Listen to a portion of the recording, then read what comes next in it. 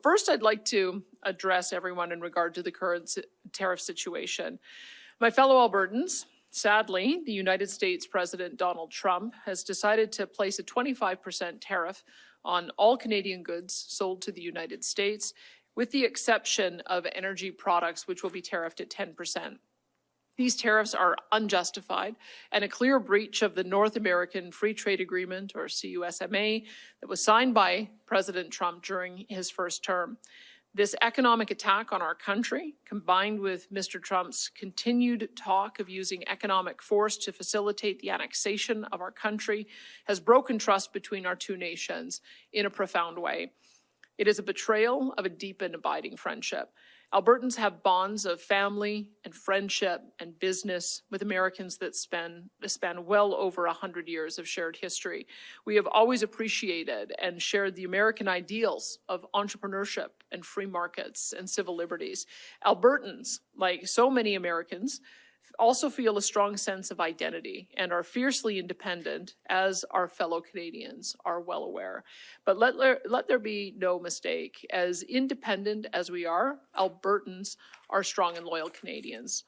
Thousands of Albertans have lost their lives fighting alongside our fellow Canadians to secure and protect our freedoms and our country.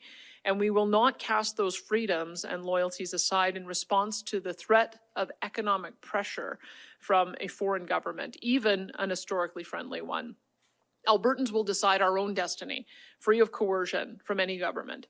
So today I'm announcing the following measures in response to the actions of the U.S. President. First, I've directed my cabinet to alter our procurement practices to ensure the government of Alberta, along with our agencies, school boards, crown corporations, and all Alberta municipalities, purchase all needed goods and services from Alberta companies, from Canadian companies, and from countries with which Canada has a free trade agreement that is being honored.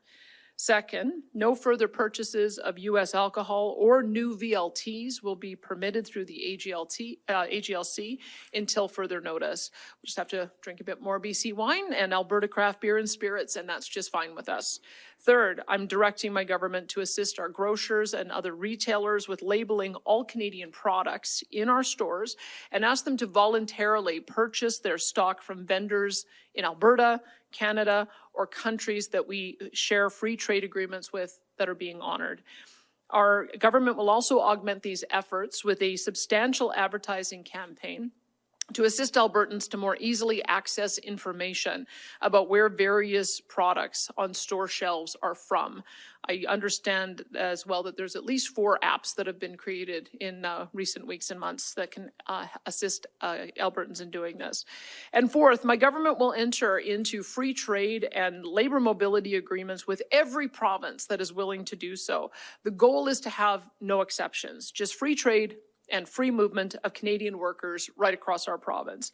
I also want to point out that Canada has a secret weapon in this trade conflict with the United States, a trump card, so to speak. And it is located directly under our feet, and it is called Alberta Energy. You see, Alberta happens to have one of the largest deposits of oil and natural gas on the planet. It is significantly larger and far more accessible than the quickly declining oil and gas reserves located in the United States. Whether the U.S. president wishes to admit it or not, the United States not only needs our oil and gas today, they are also going to need it more and more with each passing year once they notice their declining domestic reserves and production are wholly insufficient to keep up with the energy demands of U.S. consumers and industry, let alone having anything left over to export as they do today.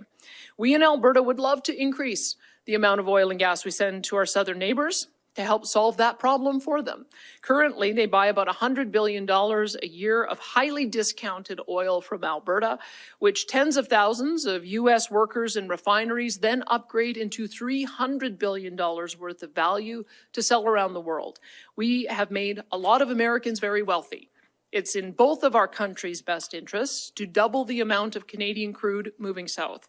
It means more Canadian jobs, and even more American jobs. It means lower fuel prices for consumers and more U.S. and Canadian influence all around the world. new pipeline proposals to take more Alberta oil and natural gas to the United States, given the U.S. president's stated goal of U.S. energy dominance. Stated simply, the U.S. cannot be anything approaching energy dominant without Canada supplying a portion of the oil and gas. It is just a fact. The Alberta government wants to facilitate and to partner with U.S. companies and even the U.S. government to achieve their energy goals. We really would. It is the ultimate win-win scenario for both of our countries as well as our citizens. But how can Alberta actively partner to expand pipeline access to the United States when its president just slapped a 10% tariff on our energy products and is devastating the other industries in our province and our country with a 25% tariff, in violation of an agreement that same president signed in his first term in office? And the answer to that is we can't, and we won't. So until our U.S. friends come back to reality, we will focus on efforts and financial means to export one of the largest oil and gas deposits in the world elsewhere. We will look to our own nation's west and east and north coasts. We will partner with industry, provinces, First Nations, and the federal government to build multiple oil and gas pipelines to all of our coasts for the purpose of dramatically increasing Canadian energy sold to Asia and to Europe.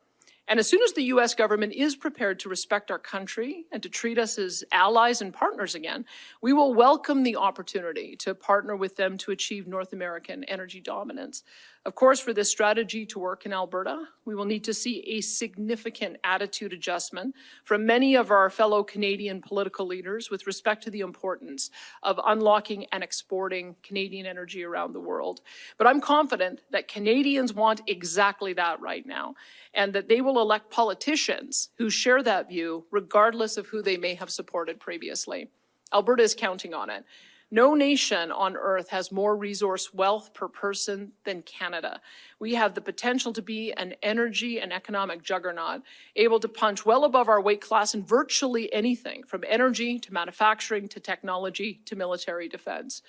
As Canadians, if we're going to survive this dispute with our neighbors in the short term and win in the long term, we must commit to this strategy. No more excuses. It's time to start building pipe, developing resources, and constructing new ports on every coast without further delay. And as for existing oil and gas sent to the United States, Alberta does not and will not support cutting off or taxing Canadian companies on existing energy exports to the United States, and that's for two key reasons. First, doing so will hurt Canadians far worse than Americans should the U.S. retaliate in kind, which they will. The United States retaliation would most especially hurt those in Ontario and Quebec, which still rely on importing fuel from the United States, largely due to the cancellation of the Energy East pipeline project. If we had Energy East, then cutting off or taxing Alberta crude without Energy East, cutting off or taxing Alberta crude going south is utterly self-defeating. But also importantly, U.S. polls are showing that the Trump tariffs, especially against Canada, are not at all popular with the American public, certainly not popular with the stock market. And that unpopularity is growing and will continue to grow daily as these self-destructive tariffs drive up the cost of food and fuel and housing and almost everything else for American consumers. Cutting off energy entirely would make Canada the bad guy for Americans, and we don't want that. We want the Americans to blame their struggles on the actual source of their problems, that being the Trump tariffs. So instead, every Canadian leader should be engaging with the American people, their governors, and members of Congress to use their power and their influence to reverse the tariffs. To that end, I'll be traveling to Houston next week to continue that push.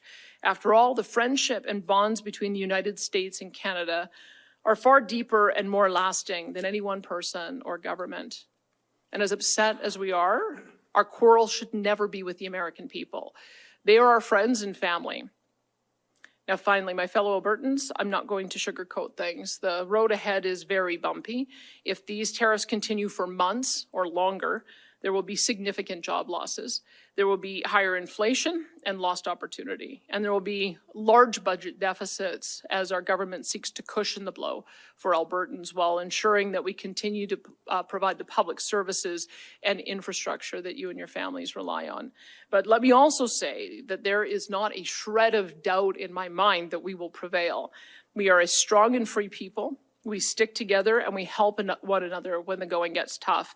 We are relentlessly innovative and we find ways to overcome virtually any challenge placed before us. We always find a way, and we will do so again. And oddly enough, this crisis may ultimately result in our province and our country becoming more unified, more prosperous, and more powerful than ever before. Make Alberta and Canada remain forever strong and free. And thank you for that.